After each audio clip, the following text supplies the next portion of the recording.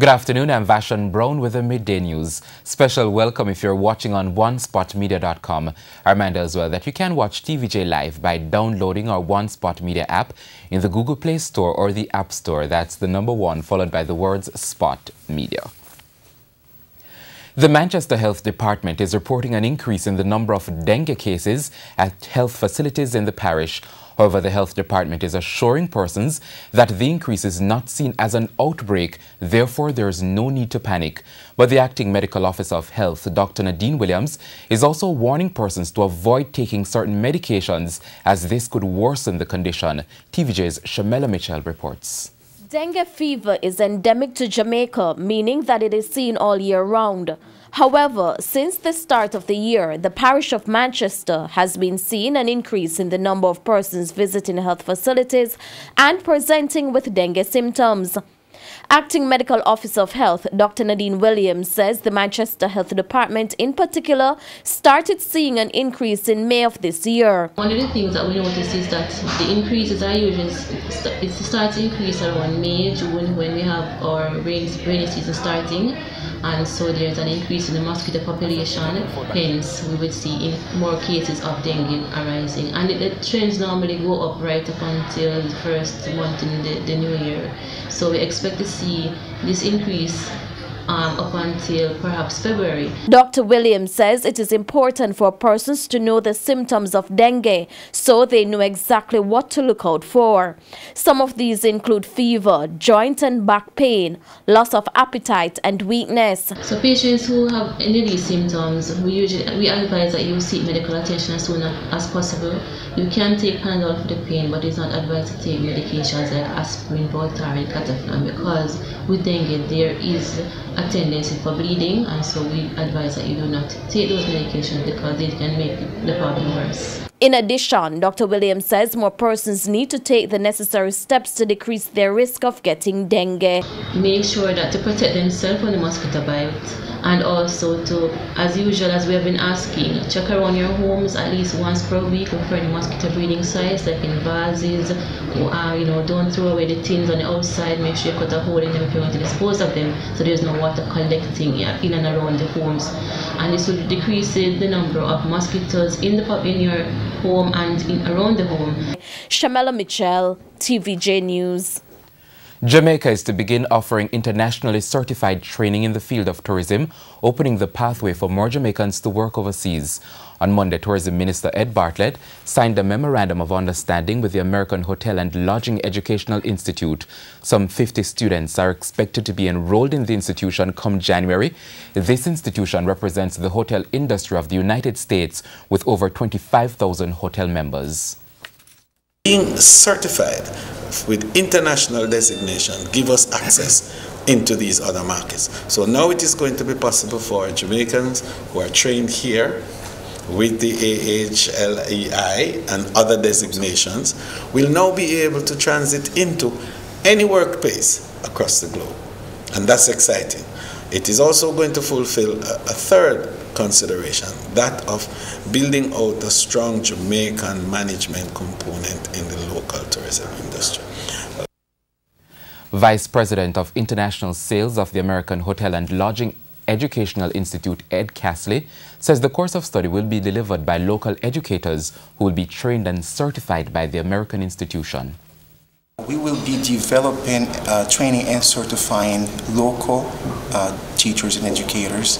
We have a program that we call the Certified Hotel Hospitality Educator, the CHE, that over 4,000 educators around the world now have.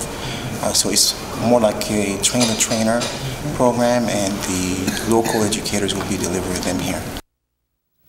St. Lucia's Prime Minister Alan Shastney is calling for the International Monetary Fund, IMF, to reclassify monies borrowed by disaster-struck countries for resilience. The St. Lucian Prime Minister says given the high levels of debts already being absorbed by Caribbean countries, to borrow billions to build this resilience, regional economies would not be able to grow. TVJ's O'Shane Masters has more. This call on the IMF for reclassified monies is one of 4 things he says the world must change in order to give the Caribbean the chance to take care of itself. Mr. Chassanet was speaking at an international conference in Montego Bay on Monday, doing a round-the-table discussion on multi-destination tourism in the Caribbean, current trends and future prospects. He says given the impact of Hurricanes Irma and Maria on some Caribbean countries, the region is left with no choice but to spend the monies needed to build resilience. He says resilience is an insurance that investors will need before making that ultimate decision of investing in the region. Investors now are going to say, wait a second, I need to check to see what countries are doing in order to be able to recover from a hurricane. Because the opportunity costs that are being lost every single day right now, nobody is calculating that.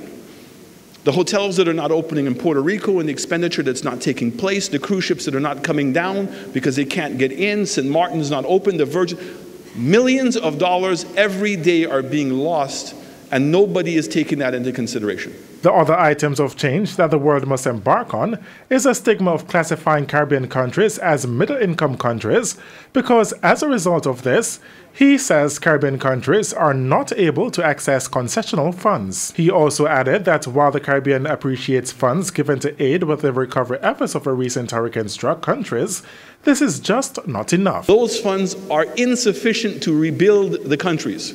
They are simply helping get the roads cleared and getting some businesses back up.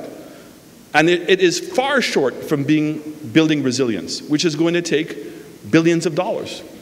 Putting all of your electrical wires and utilities underground, widening your rivers, slope stabilization, bigger drains. And the problem with that investment is not going to generate any form of economic impact.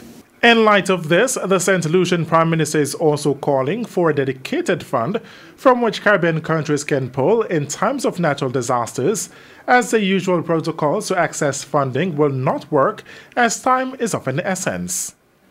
He said the Caribbean has failed as a region to embark on a regional marketing campaign following the recent hurricanes. The Caribbean had come out immediately and talked about the impact, showed pictures of people getting back up on their feet again and what this region has been through and how important tourism is to this region, and encouraging people to come to the Caribbean. And by the way, here are the destinations you can come to.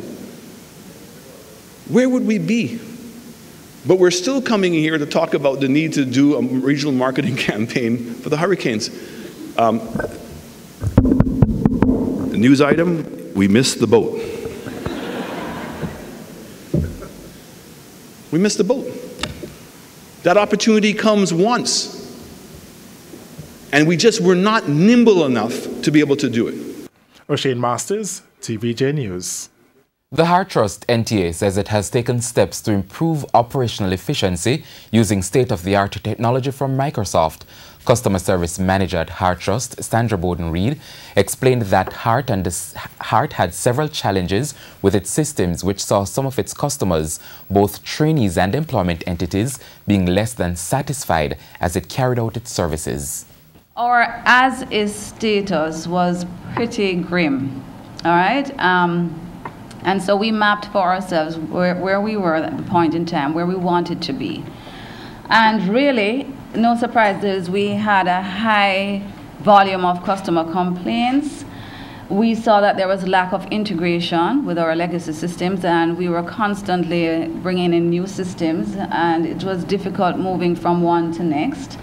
The customer interaction touch points, things were literally isolated silos. So we were like textbook. You needed to start with us. At a recent breakfast meeting put on by software providers Management Control MC Systems and Microsoft, it was pointed out that the new customer relation management software would seek to eliminate the issues Heart faces, making customer satisfaction more attainable. According to MC Systems Partner Relation Manager Joseph Mackinson, the implementation goes beyond the software to a change in mindset.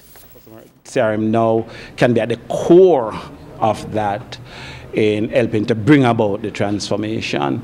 So you'll have to integrate systems, some of your legacy systems, and so on, as well as take on other systems.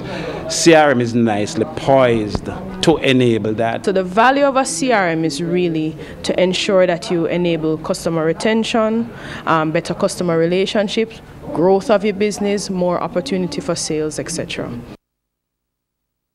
Scores of workers employed at the Jiquan Iron and Steel Company Jisco Alpart in Nain, St. Elizabeth have blocked the entrance of the company and started a protest. The unrest began approximately 8:45 this morning. A worker from Alpart explained why he's protesting.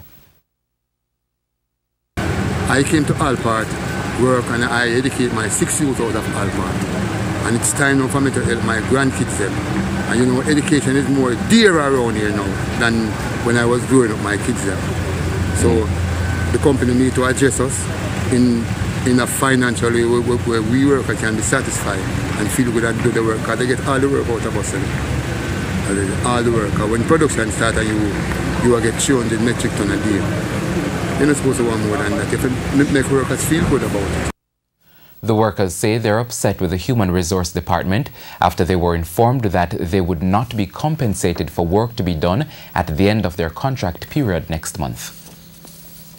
And now efforts by TVJ News to reach the leadership of Alpart were unsuccessful. Opposition leader Dr. Peter Phillips is urging the government to model the Economic Program Oversight Committee (EPOC) by incorporating a similar structure in the Jamaican legislation. He said the structure of EPOC was effective in monitoring economic growth, which was beneficial to the country. He was speaking at the PSOJ President's Forum this morning at the Pegasus Hotel in New Kingston.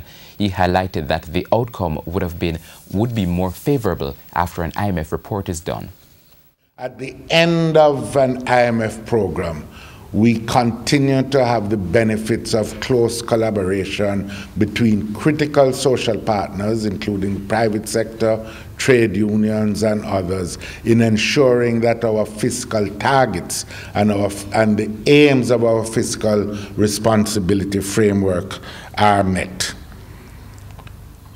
In sports, Jamaica's men's rugby team have become the first Caribbean side to qualify for the Rugby Sevens World Cup after winning the 2017 Rugby America's North tournament, defeating Guyana 28-24 in the final in Mexico on the weekend, while the women retained their Caribbean Cup title. Here is Jermaine Brown with that story. It's regarded as a minor sport, but Jamaica's rugby union teams continue to make major strides in becoming regular podium finishers. The largely UK-based men's team didn't start the brightest at the Rugby America's North tournament in Mexico at the weekend, losing to Guyana 12-9 in their opening match. But that was the catalyst that sprung the team into action. Wins over the Dominican Republic, Mexico and Bermuda in their following matches meant the team would meet the Guyanese in the final. And this time they didn't disappoint, coming out 28-24 winners. Overwhelming feeling, but as I said before I left, we were coming back with the trophy and we did it. And now we're moving forward to the World Cup. Physiotherapist Omar Davis wasn't on the field but surely played his part, a role that would prove crucial to the country's success. For the captain yesterday, after the semi-final where he twisted his ankle, he called me up and said, "Brother, I'm not sure how it's going to go." So I said, "I come over," I iced him, rubbed him down, taped his ankle, locked it in and out so that he couldn't roll over. He said that he didn't think that he was going to start, but when the coach called on him in the second half, he went out and he did his bit. And with 30 seconds to go, Jamaica was down by 3 points. The captain got the ball a little bit outside of the 22 and he ran over 70 meters untouched and scored the winning try so that Jamaica could qualify for all them future competitions that is to come. The women's team had settled for third in their division but came out the top Caribbean team yet again. Well, we're very pleased in spite of the circumstances in which we have been through and we were going through. We did extremely well and we're proud of ourselves and we hope that Jamaica is proud of us as well. And having gone through the rough and tumble, the Federation is now looking to tackle on a different front. I can tell you, we want the eyes on us now that we have qualified. Our men are now entering the World Cup. They have qualified for the World Cup.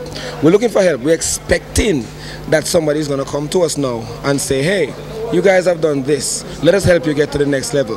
Let's give you a field. We need a rugby field in Jamaica. So I'm actually making that demand now. That I'm saying to you, hey, Mr. Holness, how you doing? Are you having a good day? We need a rugby field. Can you help us out? We need one. The Jamaica Olympic Association was the first to come to the aid of the team long before the medals. We've supplied finances because we realized that the team was serious. President Jerry is a serious person, a serious nationalist. He ensures that his team is well prepared, both physically as well as psychologically. And he is a committed sportsman. So we knew that when we resourced the team, that we would have these results. The result means Jamaica's men's team qualified for the 2018 Rugby Sevens World Cup, the 2018 Hong Kong Sevens Tournament, as well as the Commonwealth Games and the CAC Games. The women will also take part in the Casco Games in 2018. And that's the Midday News. I'm Vashon Brown. Join us at 7 for Primetime News Package. On behalf of the News, Sports and Production teams, have a good afternoon.